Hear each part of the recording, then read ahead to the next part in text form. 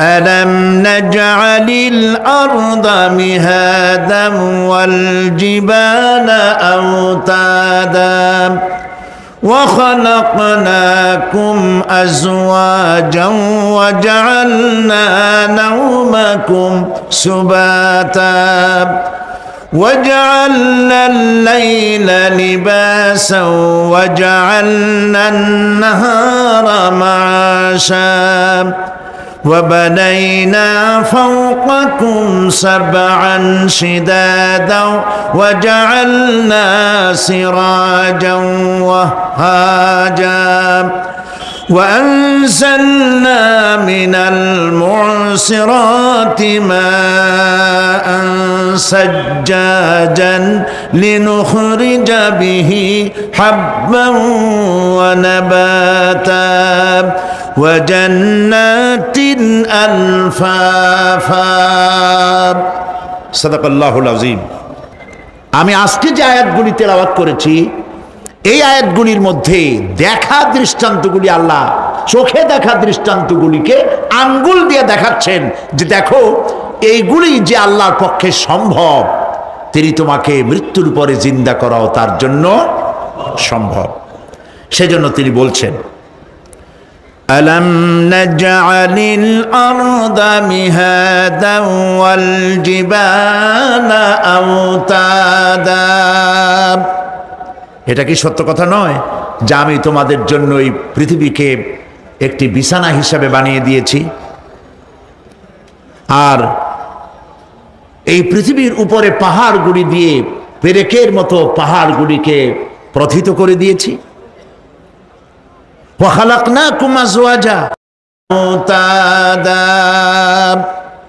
এটা কি সত্য কথা নয় যে আমি তোমাদের জন্য এই পৃথিবীকে একটি বিছানা হিসাবে বানিয়ে দিয়েছি, আর এই পৃথিবীর উপরে পাহাড়গুলি দিয়ে পেরেকের মতো পাহাড়গুলিকে প্রথিত করে দিয়েছি। وخلقناكم أزواجا। এবং পৃথিবীর মানব বংশ অথবা যে কোনো প্রাণী এবং জন্তুর বংশ বৃদ্ধির জন্য তোমাদের স্ত্রী জাতীয় এবং পুরুষ জাতীয় জোড়ায় জোড়ায় সৃষ্টি করেছি। ওয়াজআলনা নাওমাকুম সুবাতা। আর তোমাদের জন্য তোমাদের ঘুমকে শান্তির বাহন করেছি। ওয়াজআলনাল লাইলা লিবাসা। আর রাতকে করেছি আবরণ অথবা আচ্ছাদন। ওয়াজআলনান নাহারা মাআশা। আর রুজি কামাবার জন্য দিনটাকে করেছি আলোকোজ্জ্বল। ওয়া বানাইনা ফাওকাকুম সাবআন শিদাদা। আর তোমাদের উপরে 7টি মজবুত আকাশ স্থাপন করেছি। ওয়া জাআলনা সিরাজান ওয়াহাজা। আর তাতে একটি অতি উত্তপ্ত অতি উজ্জ্বল একটি বাতি সৃষ্টি করেছি। ওয়া আনজালনা মিনাল মু'সিরাতি মাআন সাজ্জাজা। এবং ঊর্ধ্ব দেশ থেকে অবিশ্রান্ত অবিরামভাবে বৃষ্টি বর্ষণ করি। কেন? লিনুখরিজা বিহি হাব্বান ওয়া নাবাতা। যাতে করে শস্য, শাক, সবজি, উদ্ভিদ আর নিবিড় বাগান সৃষ্টি করতে পারি। এই ছিল তেলাওয়াতকৃত আয়াতের শাব্দিক তর্জমা। আসুন এবার ব্যাখ্যায় চলে যাই। আল্লাহ পাক বলছেন দেখো এই পৃথিবীটাকে, এই জমিনটাকে একটি বিছানা হিসাবে আমি বিছায় দিয়েছি, শান্তিময় আবাস ভূমিতে পরিণত করে দিয়েছি এই পৃথিবীটাকে। আল্লাহ পাক বলছেন আল্লাযী জাআলা লাকুমুল আরদা মাহদান ওয়া জাআলা লাকুম ফীহা সুবুলান লাআল্লাকুম তাহতাদুন। যিনি পৃথিবীকে তোমাদের জন্য দোলনা বানিয়ে দিয়েছেন আর সেখানে তোমাদের জন্য রাস্তা তৈরি করে দিয়েছেন যাতে তোমরা গন্তব্য খুঁজে পাও। সূরা নাবার মধ্যে আল্লাহ পাক পৃথিবীকে বলেছেন বিছানা, আর সূরা আয-যুখরুফের মধ্যে বলেছেন দোলনা। পৃথিবীটাকে আল্লাহ কি বললেন? দোলনা। দোলনার মধ্যে শিশু যেমন শান্তিতে ঘুমায় থাকে, এই পৃথিবীটাকে তোমার জন্য শান্তিতে ঘুমাবার জন্য, চলাফেরা করার জন্য আমি এই পৃথিবীকে শান্ত করে দিয়েছি। সুবহানাল্লাহ। এবং গন্তব্যের জন্য, যাতায়াতের জন্য আমি রাস্তা বানিয়েছি। আপনি বলবেন রাস্তাগুলি তো আমরা বানাইছি গম দিয়া, ইট দিয়া, পাথর দিয়া। হ্যাঁ, আপনি বানাতে পারেন, রাস্তা আপনি বানাতে পারেন, কিন্তু যখন আপনারা কেউ বানান নাই তখন এই পথগুলি আল্লাহরই বানানো ছিল। বিশেষ করে পাহাড়িয়া এলাকায়, পাহাড়িয়া এলাকায় কোন গভর্নমেন্ট গিরিপথ তৈরি করেছে বলেন তো দেখি? কে বানিয়েছে? আল্লাহ পাক তৈরি করেছেন। এ পথ তৈরি করেছে যাতে তোমরা তোমাদের গন্তব্যে পৌঁছতে পারো। মহা শূন্যে ভাসমান এই পৃথিবী, এই পৃথিবীটাকে আল্লাহ পাক আরামের জায়গা বানিয়েছেন, অথচ এই পৃথিবীর মধ্যে আছে কি তা কি আমরা জানি? এই পৃথিবী নামক গ্রহটি, এটি প্রতি ঘন্টায় ৬৬,৬০০ মাইল বেগে পৃথিবীটা ছুটে চলছে বন্দুকের গুলির মতো। প্রতি ঘন্টায় ৬৬,৬০০ মাইল গতিবেগে পৃথিবী ছুটছে। এর অভ্যন্তরে আছে আগুন, এর মধ্যে আছে পাথর। এই এমন মারাত্মক আগুন এই পৃথিবীর পেটের মধ্যে রয়েছে যে আগুন পাথরগুলো পুড়িয়ে লাভায় পরিণত করে দেয় এবং তা উদ্গীরণ করে আগ্নেয় আকারে, আগ্নেয়গিরির আকারে উপচে পড়ে। এই পৃথিবীর মধ্যে এরকম আগুন আছে। এই পৃথিবীতে সর্বপ্রথম বিজ্ঞানীদের এই কনসেপশন আল্লাহ রাব্বুল আলামিন কোরআনের মাধ্যমে দুনিয়াবাসীকে দিয়েছেন। জগৎ একটা বা দুইটা নয়, বহুমাত্রিক জগতের কনসেপশন আল্লাহ পাক দিয়েছেন, অসংখ্য জগৎ। এই পৃথিবীর উপরিভাগে এক জগৎ, এর আভ্যন্তরীণ রয়েছে আর এক জগৎ, সাগরের ভেতরে রয়েছে এক জগৎ, সাগরের তলায় অন্য জগৎ। পৃথিবীর মহাশূন্যে গ্যালাক্সি, ইউনিভার্সাল মহাশূন্যের ভিতরে যা কিছু রয়েছে তার মধ্যে রয়েছে অসংখ্য জগৎ। জগৎ একটি নয়, অসংখ্য জগৎ রয়েছে। পৃথিবীর মাটির তলায় কত আগুন, সেই দৃশ্য আমি চোখে দেখেছি যখন আমি ভিসুভিয়াস পাহাড় দেখেছি, পৃথিবীর বড় আগ্নেয়গিরি। আল্লাহ পাক জাহান্নামের আগুনের ইন্ধন করবেন মানুষ আর পাথর। ওয়াকুদুহান নাস ওয়াল হিজারা, পাথর আর মানুষ হবে জাহান্নামের আগুনের ইন্ধন। পৃথিবীর মাটি থেকে 3 মাইল উঁচা ভিসুভিয়াসের পাহাড়ের উপরে, ভিসুভিয়াস পাহাড় কোথায় বলতে পারেন? ইটালিতে। ইটালিতে সেই জায়গায় যখন আমি উঠেছি, পাথর যে জাহান্নামের আগুনে পুড়বে এর বাস্তবতা নিজের চোখে দেখেছি। পাথরগুলি আগুনে পুড়ে লাভার মতো হয়ে পাহাড়ের উপর থেকে আলকাতরার মতো গলে গলে পাহাড়ের চতুর্দিকের 12 কিলোমিটার এলাকার জনপদকে ধ্বংস করে দিয়েছে। ইটালিতে আরো একটি জায়গা আছে যেটার নাম সিসিলি, সেখানেও একটি জীবন্ত আগ্নেয়গিরি আছে যেটা আগুন এখনো জ্বলতেছে, যে কোনো মুহূর্তে এ আগুন ছড়িয়ে পড়তে পারে। কাজেই পৃথিবীর মধ্যে একদিকে রয়েছে, এর মধ্যে রয়েছে আগুন, রয়েছে পাথর গলায়া লাভা বানাবার মতো বিরাট শক্তি। সেই পৃথিবীটাকে আল্লাহ পাক এতটা শান্ত করে রেখেছেন তোমরা যেন নিশ্চিন্তে এর কোলে, দোলনার ভিতরে শিশু যেমন ঘুমায়, এই পৃথিবীটাকে তোমার জন্য দোলনা বানিয়ে দিয়েছি। তাও আমরা সুবহানাল্লাহ বলবো না? সুবহানাল্লাহ। বন্দুকের গুলির চাইতেও দ্রুতগামী এই পৃথিবী ছুটছে। সেই পৃথিবীকে বিনা দ্বিধায় আমরা খুঁজছি, সেটাকে চিরে ফেলছি এবং তার পেট থেকে রিজেক হাসিল করছি। ঠিক কিনা বলুন?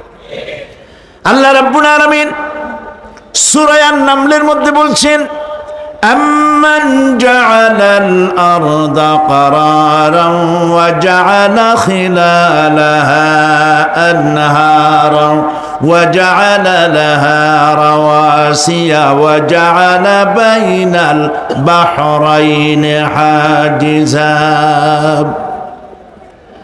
আর তিনি এই পৃথিবীকে, এই পৃথিবীর অবস্থান লাভের উপযোগী করে আল্লাহ পাক তোমার জন্য তৈরি করে দিয়েছেন এবং এর মধ্যে নদ নদী আল্লাহ পাক সৃষ্টি করে দিয়েছেন, পাহাড়গুলিকে গেড়ে দিয়েছেন, আর পানির মধ্যে 2টি ধারা আল্লাহ সৃষ্টি করেছেন। পানির মাঝখানে একটা অন্তরাল সৃষ্টি করেছেন। এটি একটা তো আবিষ্কার হয়েই গেছে, সেটি হলো প্রশান্ত মহাসাগরের ভেতরে 4000 কিলোমিটার লম্বা, 2500 কিলোমিটার চওড়া প্রশান্ত মহাসাগরের ভিতরে একটি বিশাল এলাকা পাওয়া গেছে, যেটার পানি অত্যন্ত সুমিষ্ট সুমধুর, আর এর বাইরের পানিগুলি অত্যন্ত লবণাক্ত। সূরা আর রহমানের মধ্যে আল্লাহ পাক বলেছেন, মারাজাল বাহরাইনি ইয়ালতাকিয়ান বাইনাহুমা বারযাখুন লা ইয়াবগিয়ান ফাবিআইয়ি আলাই রাব্বিকুমা তুকাযযিবান। দুটি সমান্তরালে পানি প্রবাহিত হয়ে যাচ্ছে, দুটি ধারা। লোনা পানি মিষ্টি পানিকে নোনা বানাতে পারে না, মিষ্টি পানি লোনা পানিকে মিষ্টি বানাইতে পারে না, মাঝখানে কোনো পার্টিশন নাই। সুবহানাল্লাহ। আমার দেশের পদ্মা, গঙ্গা, যমুনা, মেঘনা এর মিষ্টি পানিগুলি ভাটি এলাকারে বঙ্গোপসাগরের নোনা পানির মধ্যে ছুটে যায়, আবার জোয়ারের টানে বঙ্গোপসাগরের মুখ তিতা হয়ে যায়, এমন নোনা পানি মিষ্টি দরিয়ার মধ্যে এসে ঢুকে যায়। কিন্তু বঙ্গোপসাগরের নোনা পানি মিষ্টি পানিকে নোনা বানাতে পারে না, আবার নোনা পানিগুলি মিষ্টি এলাকায় গিয়ে মিষ্টিরেও খারাপ বানাইতে পারে না। আল্লাহ রাব্বুল আলামিন বলেন, এগুলি আমার আইন। মানে কার আইন?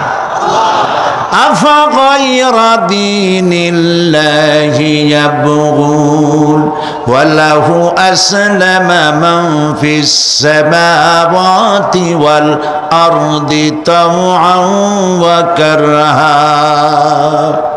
আকাশে আর জমিনে যা কিছু আছে সব আনুগত্যের মস্তককে আমার সামনে অবনতি করে দিয়েছে।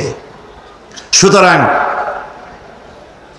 এর আমার আইন মানে, চাঁদ, সূর্য, গ্রহ, নক্ষত্র আইন মানে কার? চিল্লায় বলুন। আল্লাহ পাক এই পৃথিবীকে সুন্দর করে সাজিয়ে দিয়েছেন, আবার এর মধ্যে তিনি মাঝে মধ্যে এই পৃথিবী একটু ভূমিকম্পন হয়, কিন্তু তা কোথাও কোথাও একসাথে না। একসাথে যদি সারা পৃথিবীতে ভূমিকম্প হইতো, সৃষ্টি জগতে অস্তিত্ব বিলুপ্ত হয়ে যেত। কথা বুঝতে পেরেছেন?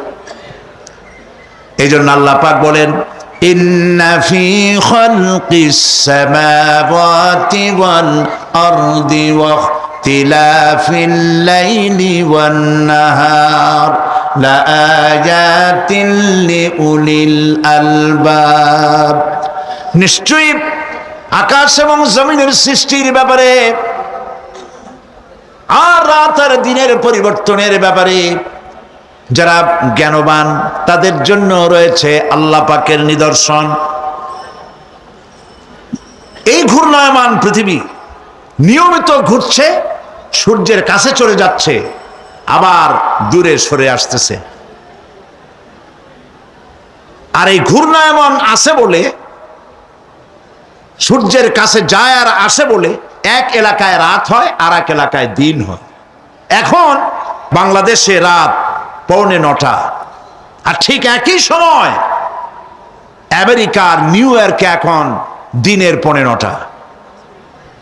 যদি এরকম অবস্থা না হতো, তাহলে এক এলাকার প্রাণীগুলি বাঁচত, অন্য এলাকার প্রাণীগুলি ঠান্ডায় ফ্রিজ হয়ে যেত। আমাদের এই পৃথিবী আল্লাহ পাকের এক অফুরন্ত নিয়ামত। এই অফুরন্ত নিয়ামত আল্লাহ পাক আমাদেরকে দিয়েছেন, আর এর মধ্যে এর অভ্যন্তরে রয়েছে মানুষের খাদ্য তৈরি করার মতো প্রাণ শক্তি মাটির মধ্যে আল্লাহ পাক দিয়েছেন। পৃথিবীটা এটি সূর্যকে আর চন্দ্রকে আল্লাহ পাক একটা নির্ধারিত মেজারমেন্ট করে রেখেছেন, একটা ঠিক সঠিক জায়গায় রেখেছেন। বিজ্ঞানীরা বলেছেন সূর্যর যে ডিগ্রিতে এখন আছে ওর থেকে কয়েক ডিগ্রি যদি নিচে নেমে আসতো, গোটা পৃথিবী জ্বলে পুড়ে ভস্ম হয়ে যেত। আবার সূর্যটা যেখানে আছে ওখান থেকে আরো কয়েক ডিগ্রি যদি উপরে উঠে যেত, তাহলে গোটা পৃথিবী ফ্রিজ হয়ে যেত, প্রাণী জগতের অস্তিত্ব শেষ হয়ে যেত। চাঁদ সম্পর্কে বলা হয়েছে, চাঁদ যত ডিগ্রিতে আল্লাহ পাক স্থাপন করে রেখেছেন, ওর থেকে কয়েক ডিগ্রি উপরে যদি উঠে যেত, গোটা পৃথিবী মরুভূমি হয়ে যেত। আর যদি কিছু নেমে আসতো, গোটা পৃথিবীতে জলোচ্ছ্বাস হয়ে পানিতে পৃথিবী ডুবে শেষ হয়ে যেত। তাও সুবহানাল্লাহ বলবো না? এ সমস্ত কুদরত কার? আল্লাহ পাক। আল্লাহ রাব্বুল আলামিন এরপরে বলছেন ওয়াল জিবালা আওতাদা, মাটিকে বানালাম বিছানা, আর এই বিছানাকে এটা যেন তোমাকে নিয়ে নড়াচড়া করতে না পারে, সেই জন্য আমি পাহাড়গুলি পেরেকের মতো গেড়ে দিলাম। এখানে আছে যে পাহাড়কে পৃথিবীর মধ্যে পেরেকের মতো গেড়ে দিছি। কেন দিছি সেটি এসছে অন্য আয়াতে। আল্লাহ রাব্বুল আলামিন বলেন ওয়া আলকা ফিল আরদি রাওয়াসিয়া আন তামিদা বিকুম, আল্লাহ পাক বলেন তিনি জমিনে পর্বতের নোঙ্গর, পর্বতের পেরেক রকম করে এই পৃথিবীর মধ্যে গেড়ে দিয়েছেন, যেন পৃথিবীটা তোমাকে নিয়ে যেন হেলাদোলা করতে না পারে। এই পাহাড় পৃথিবীর ভারসাম্য রক্ষা করেছে। পাহাড়গুলি আজকে মানুষেরা কাটা শুরু করেছে ইন্ডাস্ট্রি বানাবার জন্য, বাড়িঘর বানাবার জন্য। পাহাড় যারা কাটছেন আত্মঘাতী কাজ করতেছেন। প্রকৃতির ভারসাম্য, এনভায়রনমেন্ট নষ্ট তো আমরাই করতেছি, ঠিক কিনা বলেন? কারা নষ্ট করতেছে? আমরা নিজেরাই করতেছি, আত্মঘাতী কাজ করছি। এই পৃথিবীতে কত পাহাড় দরকার, কত গাছ দরকার, কত পানি দরকার, সে কথা কে বলতে পারবেন? বলেন সবাই। আল্লাহ পাকের যা কিছু তিনি সৃষ্টি করেছেন সেগুলির উপরে হস্তক্ষেপ করা, কিছু কিছু জিনিসের উপরে হস্তক্ষেপ করা মারাত্মক আত্মঘাতী। পাহাড়গুলি দিয়ে এই সুউচ্চ পাহাড় শুধু খিল বানায় রাখছেন আল্লাহ, পেরেক বানায় রাখছেন, শুধু তাই নয়, এই পাহাড়ের উপরে পানি জমে থাকে বরফ হইয়া। আমরা যখন প্লেনে যখন যাই, ঢাকা এবং চিটাগং যে ফ্লাইটগুলি আসা যাওয়া করে, এগুলি 9,000, 10,000, 11,000 ফিট দিয়ে উচ্চতায় উড়ে আসে। কিন্তু আমরা যখন ইন্টারন্যাশনাল ফ্লাইটে উড়ি তখন সেগুলি চলে 35 থেকে 40,000 ফিট পর্যন্ত উচ্চতায় উড়ে যায়। পৃথিবী যে কত সুন্দর তা প্লেনে উঠলে বোঝা যায়। আর বাংলাদেশ যে কত সুন্দর মনোরম তা দেশের উপর থেকে প্লেনে উঠতে গেলে দৃশ্য দেখে, নয়ন অবিরাম দৃশ্য দেখে সেজদায় মাথা নত হয়ে আসে। সুবহানাল্লাহ, সুবহানাল্লাহ। আমার দেশ যে কত ভালো, আলহামদুলিল্লাহ বলেন। পৃথিবীর যে কোনো দেশের তুলনায় আমার দেশ অনেক অনেক অনেক ভালো, আলহামদুলিল্লাহ বলেন। এর গাছে হাত দিলে খাবার পাওয়া যায়, পানিতে হাত দিলে খাবার পাওয়া যায়, জমিনে হাত দিলে খাবার পাওয়া যায়, যেখানে হাত দেবেন সেখানে খাবার। আমাদের তো আসলে খাদ্যের অভাব না। আমাদের কি খাদ্যের অভাব আসলে? না, আসলে খাদ্যের অভাব না। আমাদের সব আছে, বিশাল বনজ সম্পদ আছে। কাপ্তাই, রাঙ্গামাটি, বান্দরবন যে দেখেন বনজ সম্পদ কাহাকে বলে। খুলনার ফরেস্ট এরিয়া যে দেখেন বনজ সম্পদ কারে বলে। রয়েছে বনজ সম্পদ, রয়েছে খনিজ সম্পদ, রয়েছে পশু সম্পদ, রয়েছে মৎস্য সম্পদ, রয়েছে পানি সম্পদ, সর্বোপরি রয়েছে মানব সম্পদ। সব আছে। তাহলে মরি কেন? মরি সৎ লোকের অভাবে। আল্লাহ রাব্বুল আলামিন এই পৃথিবীতে মানুষগুলিকে সুন্দর করে সৃষ্টি করে তার খাওয়া, চলা ফেরা, ওঠা বসা সব কিছুকে একটি নিয়মতান্ত্রিক পদ্ধতিতে পরিচালিত করেছেন। এটা বুঝলে পরে কল্যাণ, না বুঝলে অকল্যাণ। আসল বক্তব্য ছিল কি? পাহাড়। প্লেনে ওড়ার সময় দেখেছি রাশিয়ার উপর থেকে যখন উড়ে যায় টার্কি, ইটালি, আফ্রিকা দেশসমূহের উপর দিয়ে যখন উড়ে যায় তখন দেখতে পাই নিচে পাহাড়ের মাথাগুলি সাদা ধপধপ করছে। প্রথমে তো বুঝি নাই যেগুলি কি, পরে জিজ্ঞেস করে জেনেছি। যখন প্রথম বিদেশে গেছি তখন বুঝি নাই, তারপরে বুঝতে পারলাম এ হলো আল্লাহ পাকের সেই কথা যে পাহাড়ের উপরে আমি পানি জমায় রাখি। এই জমাকৃত পানি সূর্যের চাপে গলাইয়া পাহাড় থেকে পাদদেশে নামাইয়া ফসল উৎপাদিত করি যেখানে বৃষ্টি সম্ভব নয়। মানে বৃষ্টি যেখানে যাওয়ার প্রয়োজন নাই, সম্ভব নয় তা না, আল্লাহর কাছে অসম্ভব বলে কিছু নাই। কিন্তু কোথাও আল্লাহ পাক বৃষ্টি দিয়ে দেন, কোথাও সাগরের পানি, কোথাও খালের পানি, কোথাও নদীর পানি, কোথাও পাহাড়ের পানি দিয়ে এভাবে ব্যবস্থা করে দেন। এনভায়রনমেন্ট এগুলি নষ্ট করে ফেলছে। একটা দেশ আছে যার নাম, একটা মহাদেশ যার নাম অ্যান্টার্কটিকা। এই অ্যান্টার্কটিকা মহাদেশে কোনো মানুষ নাই, আছে শুধু পেঙ্গুইন। কি আছে কম তো? পেঙ্গুইন। শুধু বরফ আর বরফ। এগুলি জমা করে রাখার মধ্যে রয়েছে আল্লাহ পাকের বিশেষ কুদরত, যা আল্লাহ পাক মানুষের জন্য তৈরি করে রেখেছেন। মানুষ বুঝতে পারে না। এনভায়রনমেন্ট নষ্ট করে ফেলার পরে এই বরফগুলি গড়ে যাচ্ছে, নষ্ট হয়ে যাচ্ছে। এরপরে আল্লাহ পাক বলছেন وَخَلَقْنَاكُمْ أَزْوَاجًا, আর এই পৃথিবীর বংশধারাকে, সৃষ্টি ধারাকে ঠিক রাখার জন্য আমি তোমাদেরকে জোড়ায় জোড়ায় সৃষ্টি করেছি। সুবহানাল্লাহ। প্রত্যেকটি প্রাণীর ভিতরে স্ত্রী জাতীয় পুরুষ জাতীয় আছেই, আছে কিনা বলেন? এমন একটা নামকরণ যেখানে শুধু পুরুষ, নারী নাই, স্ত্রী জাতীয় নাই, আছে নাকি?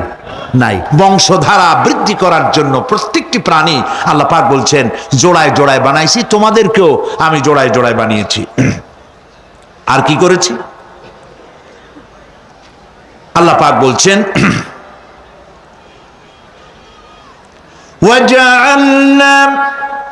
وَجَعَلْنَا نَوْمَكُمْ سُبَاتًا,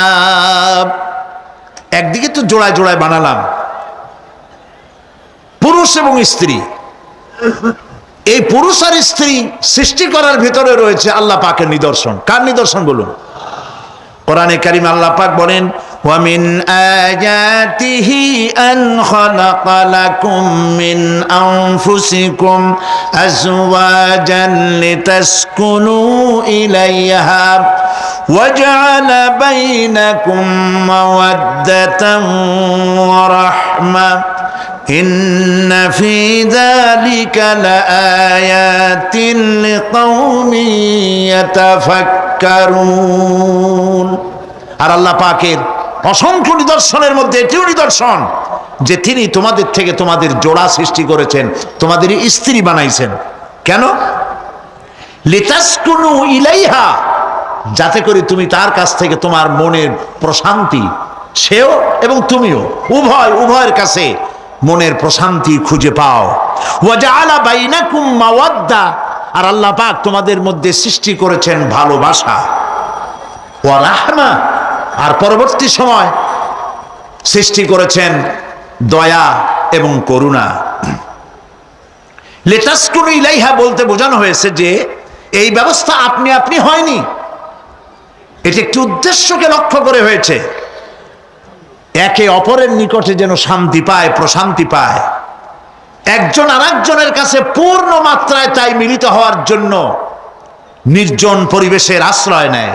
আর এভাবে করি আল্লাহ পাক মানব বংশের এই ধারাকে অব্যাহত রেখেছেন। সুবহানাল্লাহ।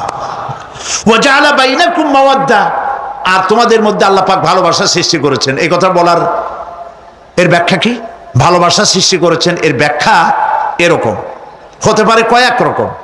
আমি যেটা জেনেছি সেটি হচ্ছে এরকম, ভালোবাসা সৃষ্টি হওয়ার তো কথা ছিল না।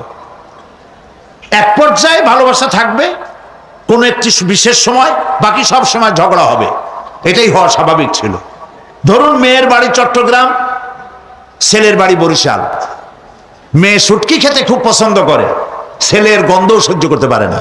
মেয়ে বলে খড়ে জাত দে, আর ছেলে বলে যে কমে যাও।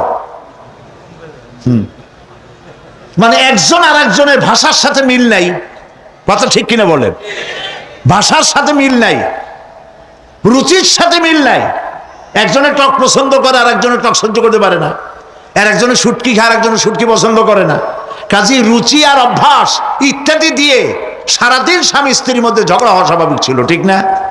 আল্লাহ পাক বলেন সেখানে আমি এই স্বামী স্ত্রী যখন হয়ে যায় তখন দুজনের মধ্যে আমি ভালোবাসার সৃষ্টি করে দেই। আর সে ভালোবাসা এমন পর্যায়ে চলে যায় স্ত্রী তার স্বামীর জন্য জীবন দিতে চায়, স্বামী তার স্ত্রীর জন্য জীবনের সবকিছু উজাড় করে দিতে চায়। ওয়াজআলা বাইনাকুম মাওয়াদ্দা, এরপরে সৃষ্টি করি রাহমা। ওই ভালোবাসা ছিল যৌবন কেন্দ্রিক, বিশেষ এক উদ্দেশ্যকে সামনে রেখে। কিন্তু যখন যৌবনে ভাটি লাগলো তখন ওই উদ্দেশ্য আর থাকলো না।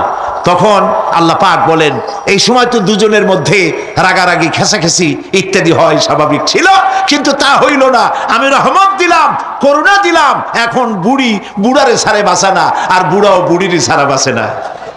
তাও আমরা সুবহানাল্লাহ কব না। প্রিয় ভাই সব, আমি বুঝতে পারছি আপনারা বলেন ঠিকই, তবে শুনতে শুনতে মোহমুগ্ধ হয়ে বলার সময় পান না। জি আলহামদুলিল্লাহ, বলি আলহামদুলিল্লাহ। তো আল্লাহ রাব্বুল আলামিন পরস্পর পরস্পরের মধ্যেই ভালোবাসা সৃষ্টি করলেন। এটি আল্লাহ পাকের আয়াত। এটা আল্লাহ পাকের কি বলুন? আয়াত মানে কি? নিদর্শন। এরপরে রাব্বুল আলামিন বলেন ওয়াজআলনা নাওমাকুম সুবাতা, আর আমি তোমাদের জন্য ঘুমকে করেছি শান্তির বাহন। মানুষের অঙ্গ প্রত্যঙ্গ প্রত্যেকটির কাজ ভিন্ন, প্রকৃতিও ভিন্ন। চোখ দেখে, কান শোনে, জিহ্বা স্বাদ গ্রহণ করে, নাক শোনে, নাক শোখে, মস্তিষ্ক চিন্তা ভাবনা করে। এ হলো প্রকৃতি। আর প্রত্যেকটি অঙ্গ প্রত্যঙ্গের রুচি আলাদা, কর্তব্যের মধ্যে বিরাট বৈষম্য। যেমন চোখ রঙিন এবং সুন্দর জিনিস দেখতে ভালোবাসে, ঠিক কিনা? বলেন ঠিক কিনা? একটা খারাপ জিনিসের দিক চোখ পড়লেই মানুষ তাড়াতাড়ি চোখ ফিরায় নেয়, ঠিক না? চোখ সুন্দর এবং রঙিন জিনিস দেখতে ভালোবাসে। কান সুমধুর সুর শুনতে ভালোবাসে, উৎসাহ বোধ করে। আর হাত নরম এবং মসৃণ জিনিসে স্পর্শ করতে উৎসাহ বোধ করে। নাক আতরের গন্ধ শুঁকতে ভালো লাগে। আর মন নতুন নতুন রঙিন ভাবনা ভাবতে চেষ্টা করে। বাড়ি বানাবো, বিল্ডিং বানাবো, ইন্ডাস্ট্রি করব, বিয়ে দেবো, মেয়ে বিয়ে দেবো অমুক জায়গায় বিরাট লোকের কাছে। ভাবতে ভাবতে ভাবের সাগরে হারিয়ে যায়। আর ভাবনার ভিতরে খেয়ালে যদি কেউ পোলাও পাকায়, বাস্তবে তা হোক আর না হোক, খেয়ালে মনে মনে যদি কেউ পোলাও পাকায়, তাহলে ঘিয়ের দাম যাই হোক না কেন তাতে কিছু আসে যায় না, ঠিক কিনা? মানুষ রঙিন রঙিন ভাবনা ভাবতে খুব মজা পায়। তাহলে আমি কি বুঝাইতে চাইলাম? চোখের কাজ, নাকের কাজ, মুখের কাজ, কানের কাজ, মনের কাজ, প্রত্যেকটি অঙ্গ প্রত্যঙ্গের ভিন্ন ভিন্ন কাজ আছে, ভিন্ন ভিন্ন রুচি আছে। কিন্তু একটি ব্যাপারে হাত, পা, চোখ, নাক, মস্তিষ্ক সব এক ব্যাপারে তারা ঐক্যমত পোষণ করেছে। এ ব্যাপারে কোনো ইখতিলাফ তাদের মধ্যে নাই, সেটা হলো ঘুম। সেটার নাম কি? ঘুম। ঘুমাইতে চায়, হাতের শরীরের সমস্ত অঙ্গ প্রত্যঙ্গ ঘুমের কোলে নিবেদিত হয়ে যেতে চায়। ঘুম না আসলে হাত আর চলে না, মাথায় আর ভাবতে ইচ্ছা করে না, পাও আর চলতে চায় না, হার্টবিট বেড়ে যায়। আর ঘুমালে পরে সব শান্ত হয়ে যায়। সুবহানাল্লাহ কব না? আল্লাহ রাব্বুল আলামিন বলেন এই নিদ্রাকে, এই ঘুমকে আমি তোমাদের জন্য শান্তির বাহন বানিয়ে দিয়েছি। আলাম ইয়ারাউ আন্না জাআলনাল লাইলা লিয়াসকুনু ফীহি ওয়ান নাহারা মুবসিরান ইন্না ফী যালিকা লাআয়াতিন লিকাওমি ইউমিনুন। তারা কি আল্লাহ পাকের এই কুদরতের কথা চিন্তা করে না? যে আমি রাতের আধার দিয়ে ধরনীর বুক ছেয়ে দেই, দিনের উজ্জ্বলতা, কোলাহল, গাড়ির আওয়াজ, ভ্যাঁ ভোঁ আওয়াজ হচ্ছে, কলকারখানার আওয়াজ হচ্ছে, সূর্যের বিরাট তাপ, ঘুম আসে না। সারাদিন কাজ করার পর শরীরের আরাম দেওয়ার জন্যে রাতের একটি কালো চাদর পৃথিবীর উপরে আমি বিছায় দেই।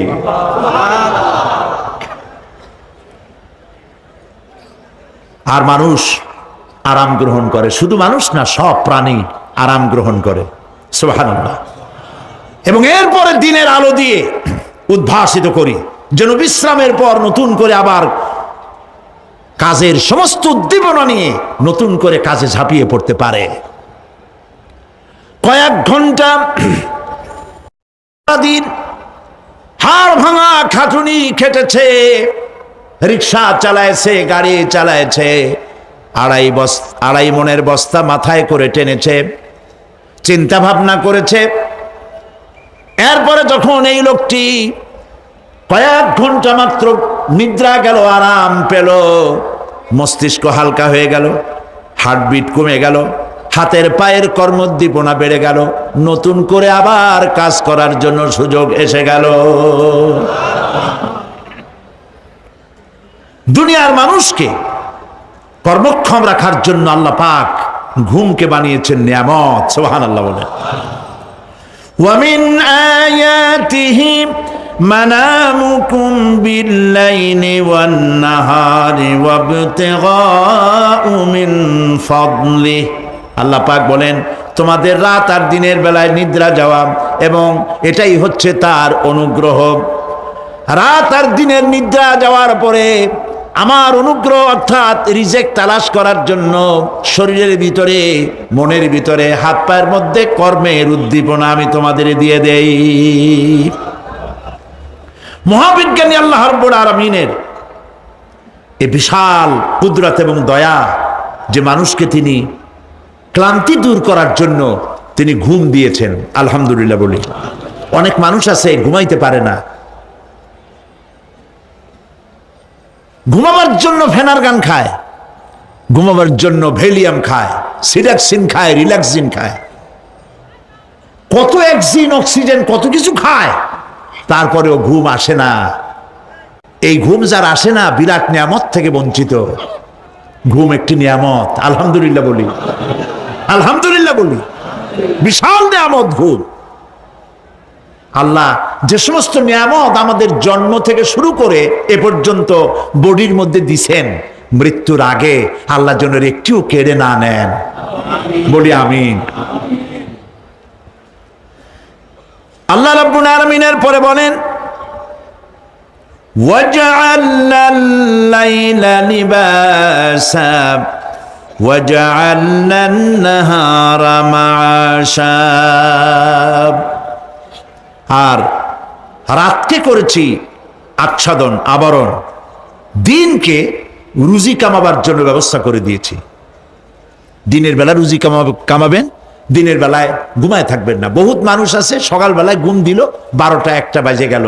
উর্দুতে ছোটবেলায় পড়েছিলাম, জিসনে সোয়া উসনে খোয়া, যে ঘুমাইলো সব সর্বনাশ করলো।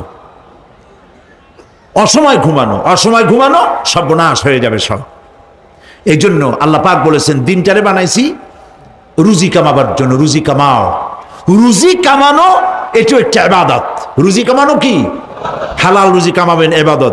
আপনি যে আপনার স্ত্রীকে একটা ব্লাউজ কিনে দেন, কাপড় চোপড়, প্রয়োজনীয় কসমেটিক্স কিনে দেন, আপনি যে বাজার ঘাট করেন, সব হালাল পয়সা যদি হয়, সাদকা দেওয়ার মতো সমান সওয়াব হবে। রুজি কামাইতে হবে, এটা আল্লাহ পাকের হুকুম, রুজি কামাও। ফাইদা কুদিয়াতিস সালাত ফান্তাশিরু ফিল আরদ ওয়াবতাগু মিন ফাদলিল্লাহ। সুবহানাল্লাহ বলেন।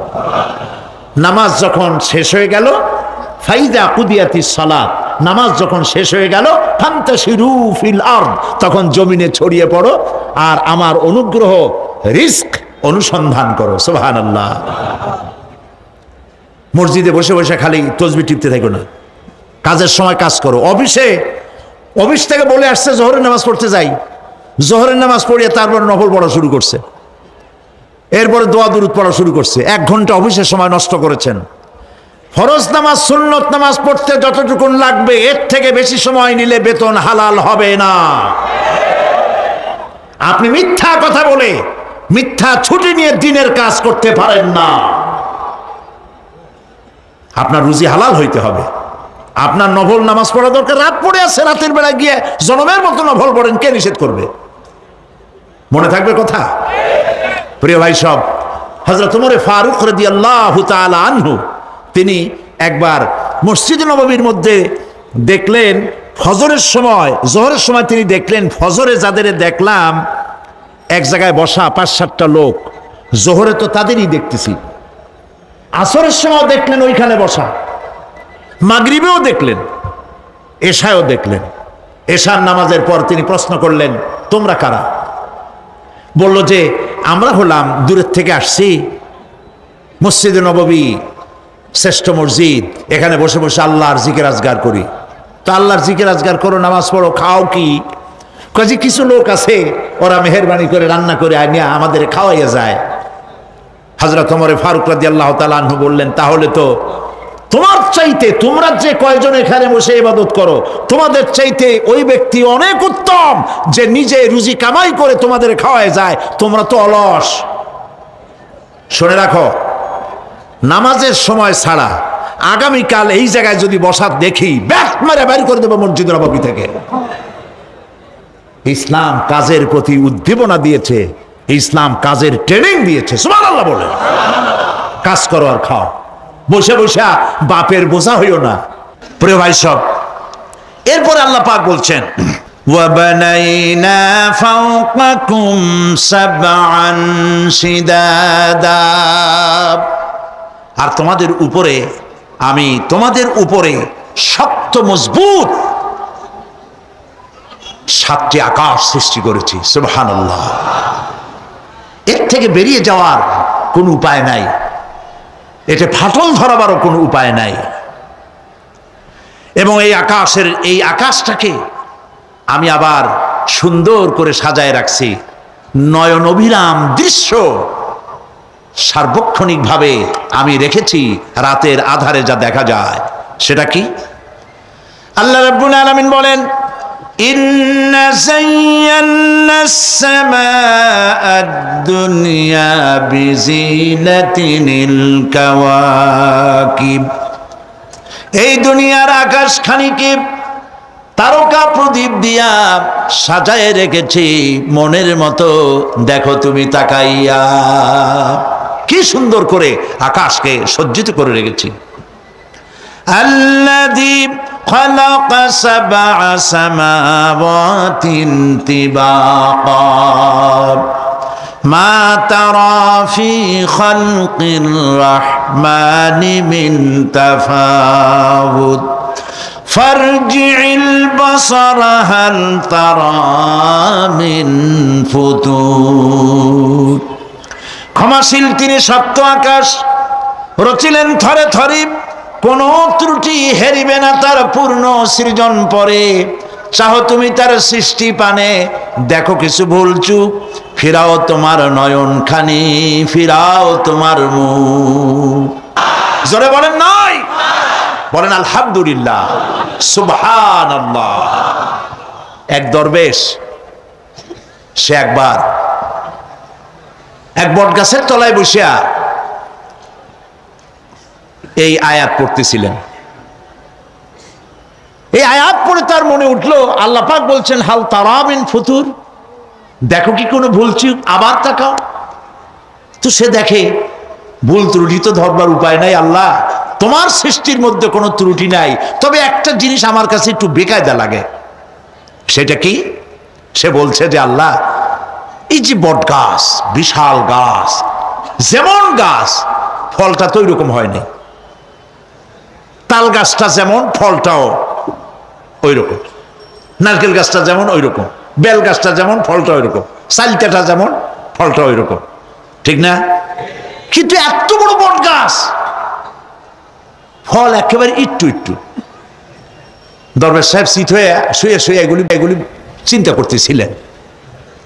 হঠাৎ করে একটা বটের ফল, আধা পাকা ফল, অনেক উপর থেকে বৃন্তচ্যুত হয়েছে, দরবেশ সাহেবের নাকের ডগার উপরে টস করে পড়ছে।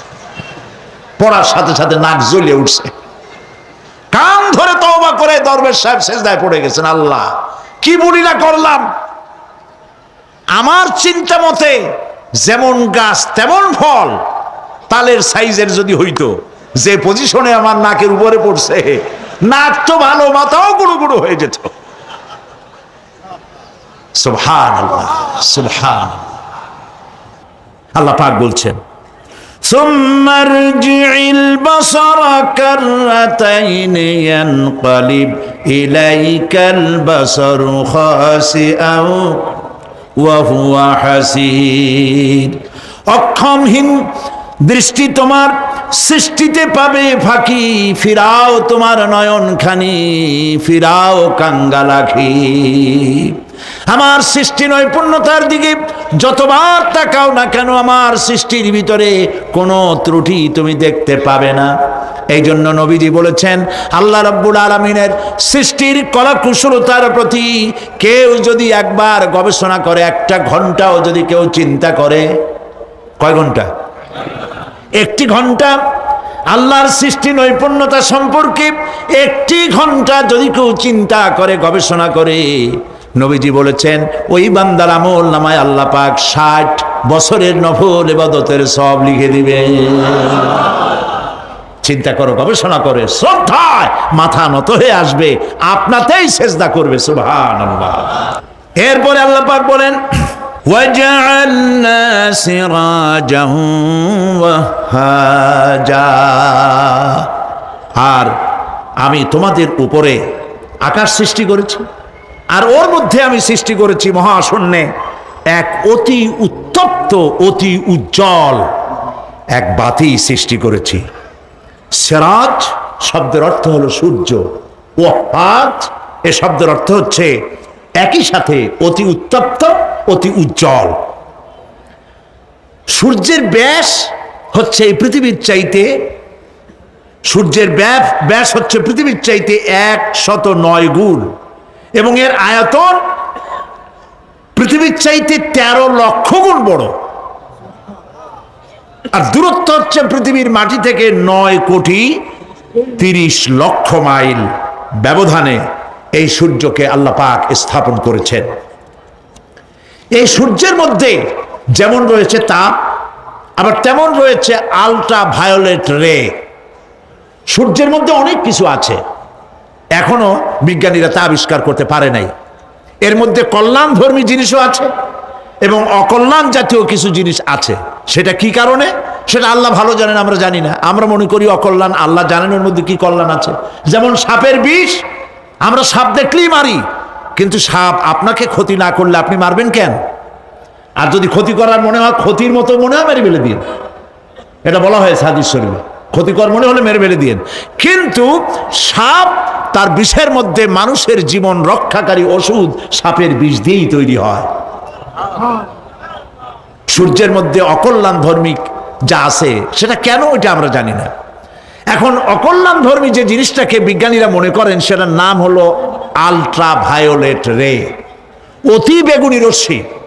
এই অতি বেগুনি রশ্মি, এটার অ্যাকশন হচ্ছে এই যে প্রাণী জগতের মধ্যে যদি এটা লাগে, এসে পড়ে, পৃথিবীতে যদি স্পর্শ করে, তাহলে ক্যান্সার সহ নানাবিধ দুরারোগ্য ব্যাধিতে গোটা পৃথিবী ছড়িয়ে পড়বে। ওই আল্ট্রা ভায়োলেট রে যাতে পৃথিবীর মাটি স্পর্শ করতে না পারে, সেজন্য আল্লাহ রাব্বুল আলামিন ওজোন স্তর তৈরি করেছেন। OZONE, ওজোন স্তর তৈরি করা আছে, যাতে করে ওই রেটা পাস করতে না পারে। সেই রেতে বিজ্ঞানীরা লক্ষ্য করেছে, রেতে ফাটল ধরেছে। সূর্য কত দূরে? 9,30,00,000 মাইল দূরে। মানুষেরা, বিজ্ঞানীরা টের পেয়েছে যে ওজোন স্তরে ফাটল ধরেছে। সুবহানাল্লাহ। আল্লাহ পাক বলছেন, ওমা উতীতুম মিনাল ইলমি ইল্লা কালিলা, তোমাদেরকে খুব সামান্যতম জ্ঞান আমি দান করেছি। সামান্য জ্ঞান দিয়ে গেছে কদ্দূর দেখেন। সুবহানাল্লাহ বলেন। চিন্তায়, শ্রদ্ধায় মাথা নত হয়ে আসবে। এগুলি যদি হয় সাধারণ জ্ঞান, ছোট্ট জ্ঞান, সামান্যতম জ্ঞান, তাহলে আমার আল্লাহ সুবহানাহু ওয়া তাআলার জ্ঞান কত অসীম, কত অনন্ত, কত চিরন্তন। সুবহানাল্লাহ। সে আল্লাহ রাব্বুল আলামিন ওজোন স্তরকে রেখেছেন, ওটা ক্র্যাক করেছে। কেন ক্র্যাক করেছে? ক্র্যাক করেছে এনভায়রনমেন্ট নষ্ট করার কারণে। আমরা গাছ কেটেছি, যত গাছ কেটেছি তত গাছ লাগাই নেই। টেলিভিশনে যে গাছ সম্পর্কিত যে বিজ্ঞাপনগুলি দেওয়া হয়, এগুলি নিছক কোনো বিজ্ঞাপনের উদ্দেশ্যে বিজ্ঞাপন নয়, এগুলি বাস্তব। নবী করিম সাল্লাল্লাহু আলাইহি ওয়াসাল্লাম গাছ কাটতে নিষেধ করেছেন। প্রয়োজনে কাটুন, প্রয়োজনে, বিনা প্রয়োজনে আপনি গাছের পাতাও ছিঁড়বেন না, প্রয়োজনে গাছটাও কেটে ফেলতে পারেন। পাতা ছিঁড়বেন না কেন? যেহেতু প্রত্যেকটি পাতা আল্লাহ রাব্বুল আলামিনের জিকির করছে। এই গাছগুলি কেটে কেটে প্রকৃতির ভারসাম্য আমরা নষ্ট করেছি। গাছ আমাদের বন্ধু। আমরা বাতাস থেকে অক্সিজেন গ্রহণ করি, অক্সিজেনকে কার্বন ডাই অক্সাইড করে ছেড়ে দেই। কার্বন ডাই অক্সাইড হচ্ছে প্রাণী জগতের জন্য বিষ। এই বিষকে নষ্ট করে দিয়ে অক্সিজেনকে পরিশোধিত করা, রিফাইন করার কোনো ফ্যাক্টরি পৃথিবীতে নাই। আল্লাহ রাব্বুল আলামিন এই সৃষ্টি জগৎকে বাঁচাবার জন্য অসংখ্য গাছ বানিয়েছেন, আর গাছের খাদ্য বানিয়েছেন কার্বন ডাই অক্সাইড। আমার জন্য যেটা বিষ, সেটা গাছের জন্য খাদ্য।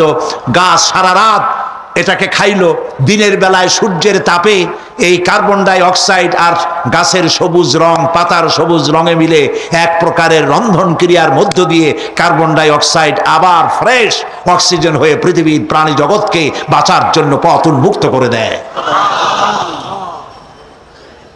আল্লাহ সুবহানাহু ওয়া তাআলা তিনি বলছেন, এভাবে করে আমি এই সূর্যের তাপ দিয়ে পৃথিবীবাসীকে কল্যাণধর্মী হিসেবে সূর্যকে সৃষ্টি করেছি।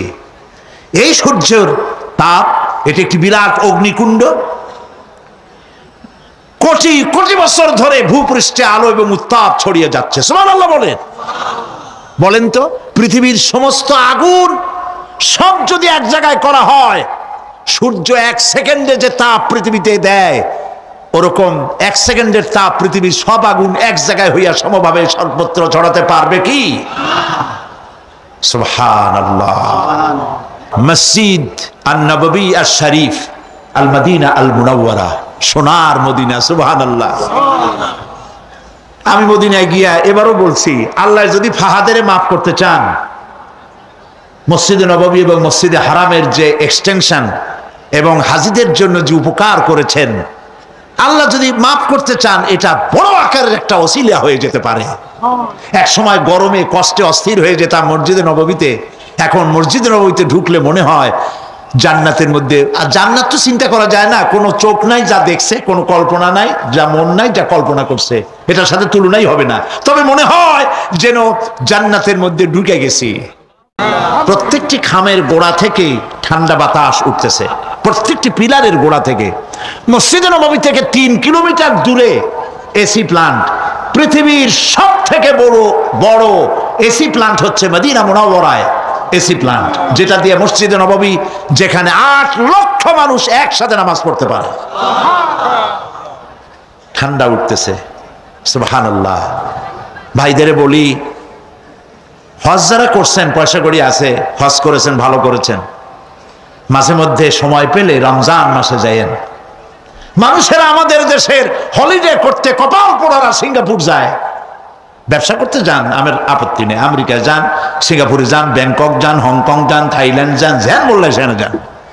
কিন্তু হলিডে করার জন্য এই সব জায়গায় না গিয়া পয়সাগুলি জমাইয়া রমজান মাসে যায়েন মদিনা মুনাওয়ারায়, আর আল্লাহর ঘর মসজিদে হারামে।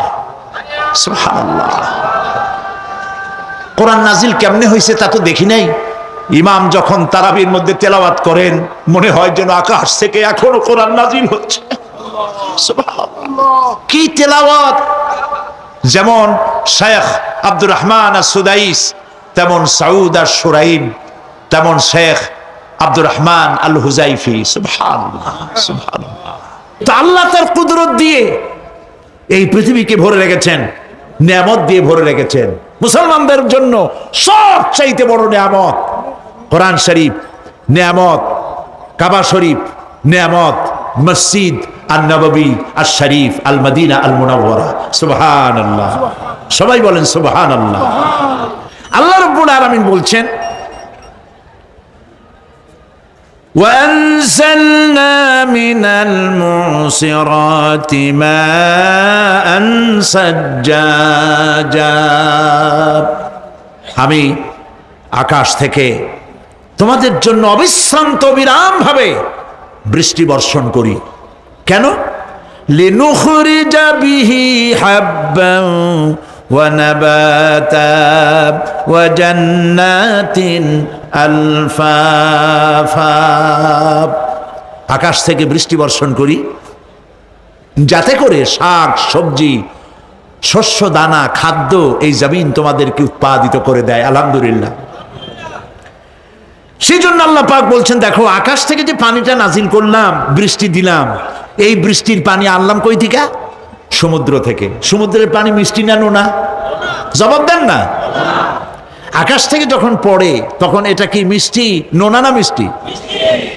আল্লাহ রাব্বুল আলামিন বলেন, আফারাইতুমুল মাআল্লাযী তাশরাবুন আনতুম আনজালতুমুহু মিনাল মুজনি আম নাহনুল মুনজিলুন। তোমরা যে পানি পান করো, এই পানি আকাশ থেকে কে নাজেল করে? তোমরা করো না আমি আল্লাহ করি? কে করে বলেন? আল্লাহ পাক বলছেন, লাউ নাশাউ জাআলনাহু উজাজান ফালাউলা তাশকুরুন। ইচ্ছে করলে এই পানিগুলি কি লবণাক্ত আকারে নাজিল করতে পারতাম, আমি মিষ্টি করে নাজিল করে দিলাম। কেন বান্দা আমার শুকর আদায় করো না? নোনা অবস্থায় যদি নাজিল হতো সমস্ত ফসল তোমাদের ধ্বংস হয়ে যেত। এখন আপনি বলতে পারেন যে আল্লাহ পাক, আল্লাহ তাআলা তিনি আকাশ থেকে পানি না দিলে আমাদের অসুবিধা কি? মানুষ তো নানান রকম চিন্তা করে, পানি না দিলে তো কি অসুবিধা? আমার খালে পানি, আমার বিলে পানি, আমার কুয়ায় পানি, আমার টিউবওয়েলে পানি, পানি না দিলে ক্ষতি কি? আল্লাহ পাক কোরআনে কারীমের মধ্যে বলেছেন, কুল আরাআইতুম ইন আসবাহা মাউকুম গাওরান ফামান ইয়াতিকুম বিমাইম মাইন। বলো দেখি সবে, শুকাইয়া যদি যায় এই জমিনের পানি, তাহলে হেথায় তটনির ধারা কে দিবে সবারে আনি। বান্দারে, বৃষ্টি না হইলে তুমি পানির পরোয়া করো না। সমুদ্রের পানি নেবা, নদীর পানি নেবা, কলের পানি নেবা। শুনে রাখো বান্দা, নদীর প্রবাহমান নদীর পানি, কলের পানি, টিউবওয়েলের পানি, মাটির পরতে পরতে পানি সব যদি আমি শুকায় দেই, কে আছে এই পৃথিবীতে যে নতুন করে তোমার জন্য পানি আমদানি করে দিতে পারে? পারে কেউ? কেউ পারে না। এই পানি দিয়ে আমি তোমাদের জন্য ফসল ফলাই। লিনুখরিজা বিহি হাব্বান ওয়া নাবাতা। ইয়া আইয়ুহান নাসু যকুরু নি'মাতাল্লাহি আলাইকুম হাল মিন খালিকিন গায়রুল্লাহ। হে মানব সকল, স্মরণ করো আল্লাহ পাকের ওই নিয়ামতকে। ওই আল্লাহ ছাড়া তোমাদের কি এমন কেউ আছে? কোন আল্লাহ, কোন রিজেক দাতা? ইয়ারযুকুকুম মিনাস সামাই ওয়াল আরদ, যিনি আকাশ এবং জমিন থেকে তোমাদেরকে রিজেক দিতে পারেন। লা ইলাহা ইল্লা হুয়া, ওই আল্লাহ ছাড়া কেউ নাই। ফাআন্না তুফাকুন, যাও কই? কেন বিভ্রান্ত হও? আল্লাহ পাক আকাশ থেকে পানি দিলেন, জমিনের ফসল উৎপাদন করে দিলেন, আর এরপরে আল্লাহ পাক বলেন, ওয়া জান্নাতিন আলফাফা, আর ঘন সন্নিবদ্ধ নিবিড় বাগান বানায় দিলাম। সুবহানাল্লাহ বলেন। এখানে আল্লাহ পাক কি কি বললেন? শাক, লক্ষ্য করুন, শাক সবজি খাদ্যশস্য উদ্ভিদ এগুলো দিলাম, আর সাথে সাথে ঘন নিবিড় বাগান বানাইলাম। নিবিড় বাগান দেখছেন? দেখেন নাই, বোঝেন নাই, তাই দেখেন নাই, তা নাহলে দেখছেন। কক্সবাজার যাওয়ার সময় দেখেন না গাছের, রাস্তার দুই ধারে কত গাছ, দেখছেন কিনা? রাঙ্গামাটি যাওয়ার সময়, বান্দরবনে যাওয়ার সময় কার বাবা এই গাছগুলি লাগাইছে? কোন? কে লাগিয়েছে? আল্লাহ। চিল্লায় বলেন, কে লাগিয়েছে? পাহাড়ের গাছ কি আপনি লাগাইছেন? তো কথা কইতে পারলেন না কেন? কে লাগিয়েছে? আল্লাহ পাক। সুন্দরবন ফরেস্ট এরিয়া দেখছেন কোনোদিন? না দেখলে যাইয়েন, দেখে এসেন। বিশাল এরিয়া, বঙ্গোপসাগরের কিনারা দিয়া খুলনা, সাতক্ষীরা, এই বিরাট অঞ্চল, বরিশাল, খুলনা, সাতক্ষীরা, পটুয়াখালী, বিরাট এরিয়া নিয়ে রয়েছে সুন্দরবন। শত শত মাইল, সুবহানাল্লাহ বলে। বিশাল গাছ, গাছের এরিয়া। এই গাছগুলি কে লাগাইছে? জোরে বলেন, কে লাগাইছে? এই গাছগুলি নার্সিং করেন কে?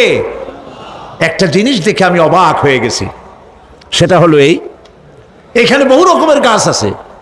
সুন্দরী কাঠ, পশুরি, বাইন, গেওয়া, গোল, অনেক রকমের গাছ আছে। যেখানে সুন্দরী গাছ, সব সুন্দরী গাছ। যেখানে গেওয়া, যেখানে বাইন, যেখানে গোল, গোলপাতা, সব সেখানে সেইগুলাই। অথচ কেউ যে গাছগুলি লাগাই দিয়ে আসে নাই। আরেকটা অসুবিধা, আরেকটা জিনিস হচ্ছে এই জোয়ারের সময় এই এলাকা ডুবে যায়, 1 হাত 1.5 হাত পানি হয় গাছের গোড়ায়। যে ফলগুলি পড়ছিল গাছ দিয়া, এই ফলগুলি ভাটির টানে চলে গেল, নিচে নেমে গেল, নদীতে নেমে গেল, আবার জোয়ারের টানে উঠে আসলো, পানিতে ভেসে ভেসে ফলগুলি ভারী হয়ে গেল। এক সময় ভাটির টানে আর গেল না।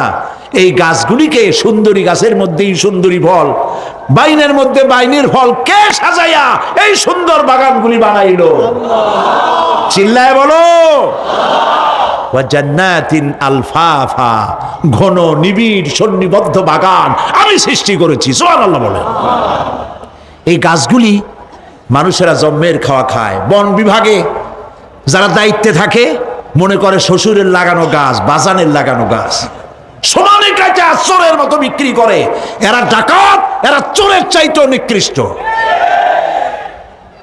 যারা গাছ চুরি করে। আল্লাহ পাক জানেন মানুষের খাসলাত। এই ফরেস্ট বিভাগে, বন বিভাগে যারা চাকরি করেন, সব খারাপ আমি তা বলবো না, ভালো মন্দ মিলেই আছে। কিছু আছে জন্মের খাওয়া খায়, ঘুষ খায় আর গাছগুলো বেচে ছাড়িয়ে দেয়, সর্বনাশ করে দেয়। আল্লাহ পাক তার মানসা, তার মর্জি মোবারক হচ্ছে এই যে গাছগুলি যেন বংশ অনুক্রমে পৃথিবীর মানুষ বছরের পর বছর, শতাব্দীর পর শতাব্দী, সহস্রাব্দীর পর সহস্রাব্দী যেন ভোগ দখল করতে পারে। সেজন্য আল্লাহ রাব্বুল আলামিন এই বন জঙ্গল রক্ষা করার জন্য নিজস্ব গার্ড বাহিনী রেখে দিয়েছেন। চিন্তা করছেন সেই গার্ড বাহিনী কারা? বন্য হাতি, রয়্যাল বেঙ্গল টাইগার, বড় বড় সাপ। আপনারা যান, যায় দেখবেন সালাম কেমনে দেয়। রয়্যাল বেঙ্গল টাইগার জীবিত মানুষ খায় না। তার অর্থ কি? তার অর্থ হলো বাঘের মুখোমুখি মানুষ যখন হয় তখন বাঘের চেহারা দেখে মানুষের রুহু গলার কাছে এসে যায়। আদমরা তখনই হয়। এরকম জীবনে আমার এক পজিশন হয়েছিল। লন্ডনে আমাকে আমার ভক্তরা বলল যে সাফারি পার্ক আমাকে দেখাবে। তখন চলো সাফারি পার্ক কি? কয় যে সব জন্তু জানোয়ার ছাড়িয়ে দেওয়া, ওর মধ্যে দিয়া গাড়ি নিয়ে যেতে হবে। তাই বললাম থাবা দিয়ে যদি গাড়ির গ্লাস গ্লাস ভাঙে? তা বললো যে ওখানে পুলিশ আছে, লোকজন আছে, হর্ন জোরে বাজাইতে হবে, নিয়ম আছে, তাহলে তারা আসবে এবং বন্দুকের মধ্যে রাবারের গুলি আছে, বিষ মাখানো, ওইটা মেরে দেবে। তারপরে জন্তুটা পড়ে যাবে, তার ঘুম আসবে, তখন বেঁচে যাবে। আমি দেখার লোভও সামলাইতে পারলাম না, আর ভয় তো ঘামে গেলাম। আল্লাহ ভরসা করে গেলাম। বিশাল এরিয়া, আল্লাহ যে কত দেখাইছে গোলামের, সুবহানাল্লাহ। সারা জীবন সেজদায় পড়েও কুলাইতে পারবো না, কত আল্লাহ দেখাইছেন, সুবহানাল্লাহ। গেট দিয়ে ঢুকলাম, লোহার বিশাল গেট, বাঘ সিংহ সব ছাড়িয়ে দেওয়া জঙ্গলের মধ্যে। তা আমরা গেছিলাম একটা ভালো সময়, সকালবেলা। সেখানে সব গোস্ত, বড় বড় গোস্ত, এগুলো খাইতে দিছে। প্রাণীরা সব গোস্ত খাওয়ায় ব্যস্ত। সেখানে মানুষগুলা, আমরা কাফের বলি আর যাই বলি, তাদের নৈতিকতা আছে। আমার দেশের বাঘগুলারে তাদের জন্য বরাদ্দ হচ্ছে গোস্ত, কিন্তু 4 পায়া জন্তুরে হাড্ডি খাওয়াইয়া 2 পায়া পশুগুলিতে গোস্তগুলো খাইয়ে ফেলে। জানোয়ার পশুর চাইতে নিকৃষ্ট। ঠিক কিনা বলেন? পশুর খাদ্য নিজে খায়। যাই দেখেন আমাদের দেশের চিড়িয়াখানাগুলির অবস্থা, বাঘ শুকায় গেছে, হরিণ শুকায় গেছে, সিংহ শুকায় গেছে। তার তো শুকাবার কথা না। পরে কে খাওয়ায় জঙ্গলে? কে খাওয়ায়? আল্লাহ পাক খাওয়ান। সুবহানাল্লাহ।